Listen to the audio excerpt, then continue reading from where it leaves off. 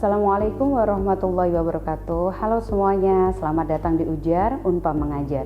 Saya Krida Puji Rahayu dan hari ini kita akan membahas tentang unsur-unsur kalimat dan frasa. Materi ini penting agar kita bisa membuat dan memahami kalimat yang jelas dan bermakna. Ini adalah dasar dari semua keterampilan berbahasa, baik dalam berbicara, menulis, maupun memahami bacaan. Tanpa pemahaman ini, komunikasi bisa jadi membingungkan atau salah arti. Yuk, simak sampai akhir ya.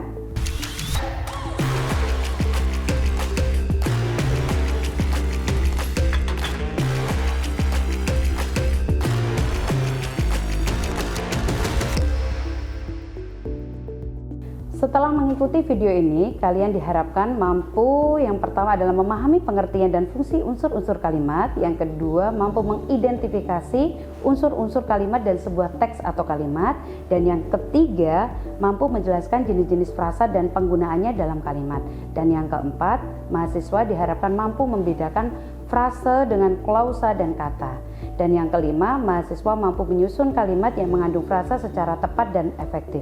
Tujuan-tujuan ini ditujukan agar mahasiswa dapat memahami struktur dasar bahasa Indonesia yang baik dan benar, serta dapat menerapkannya dalam konteks akademik maupun sehari-hari. Kita mulai dengan pengertian kalimat ya.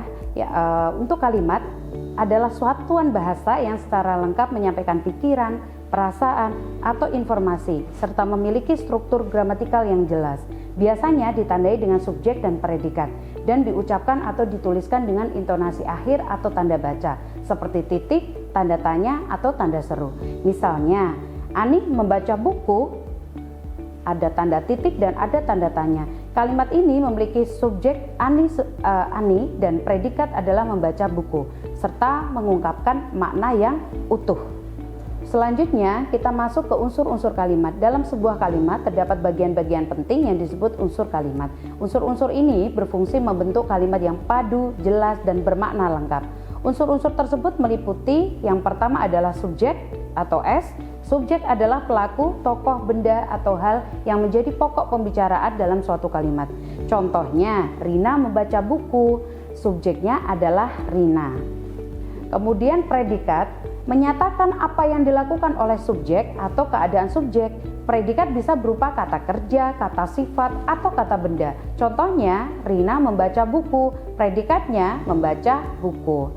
Kemudian untuk objek atau O, objek adalah sasaran dari perbuatan subjek dan biasanya hadir setelah predikat.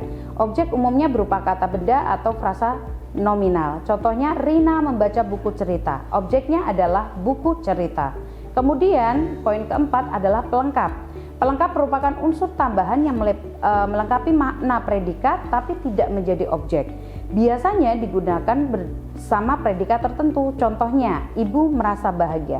Pelengkapnya adalah bahagia. Kemudian poin yang kelima adalah keterangan. Keterangan menjelaskan waktu, tempat, cara, sebab, tujuan, dan sebagainya. Keterangan bisa diletakkan di awal, di tengah, ataupun di akhir kalimat. Contohnya, Rina membaca buku di kamar. Keterangannya adalah di kamar. Bisa kalian lihat di layar, tidak semua kalimat harus memiliki kelima unsur ini. Kalimat minimal terdiri dari subjek dan predikat saja, tapi bisa menjadi lebih kompleks jika ditambahkan dengan unsur-unsur yang lain. Pengertian frase. Frase adalah satuan gramatikal yang terdiri atas dua kata atau lebih yang membentuk satu makna baru, tetapi tidak sampai membentuk predikat, tidak seperti klausa atau kalimat. Contohnya adalah rumah sakit.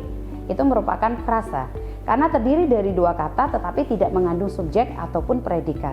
Perbedaan antara frasa, klausa, dan kalimat satuan bisa kita lihat untuk bahasanya. Itu ciri-cirinya adalah merupakan bahasa utama, kemudian frasa adalah gabungan, dua kata atau lebih tanpa predikat. Contohnya adalah meja kayu, sangat cantik. Untuk klausa atau gabungan adalah kata yang sudah mengandung subjek dan predikat tapi belum tentu utuh secara makna. Contohnya misalkan Ani makan. Kemudian kalimat klausa yang sudah lengkap maknanya dan diakhiri intonasi atau tanda baca. Contoh misalkan Ani makan nasi di dapur, dengan diakhiri tanda baca titik. Kemudian jenis-jenis frasa.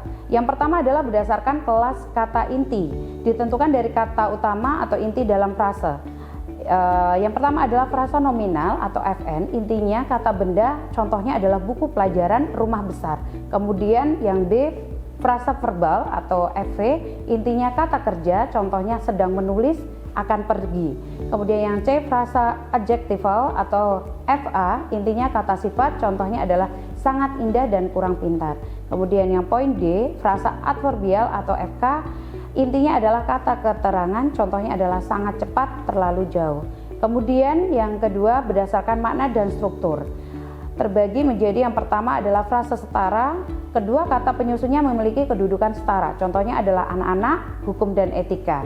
Kemudian yang B, frasa bertingkat terdiri atas kata inti dan kata penjelas, contohnya adalah buku tebal dan sangat pandai. Contoh kalimat dan frase. Contoh kalimat misalkan Rina membeli buku pelajaran di toko besar. Identifikasinya adalah frasa nominal buku pelajaran, toko besar merupakan frasa toko besar, kemudian frasa verbal adalah membeli, kemudian frasa keterangan adalah di toko besar. Bagian A, analisis unsur kalimat. Yang pertama, ambillah 3 contoh kalimat dari koran, majalah atau buku pelajaran. Yang kedua, tentukan identifikasi unsur-unsur kalimat dari masing-masing contoh tersebut, yaitu subjek, predikat, objek, pelengkap, dan keterangan. Untuk kemudian bagian B adalah analisis frasa. Yang pertama, temukan 5 frasa dari cerita pendek atau artikel pilihanmu sendiri. Kemudian yang kedua, tentukan jenis masing-masing frasa berdasarkan kategori nominal, verbal, adjektival, adverbial, preposisional, struktur, baik itu endosentris ataupun eksosentris.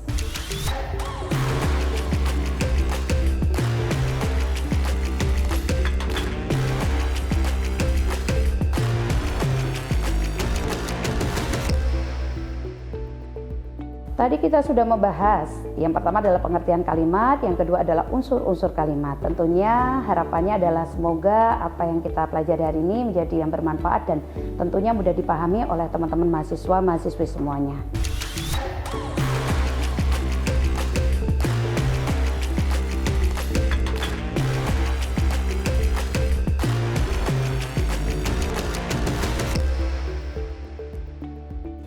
Terima kasih sudah menonton semuanya. Jangan lupa like, komen, dan subscribe jika suka video ini. Sampai jumpa di video pembelajaran berikutnya. Wassalamualaikum warahmatullahi wabarakatuh.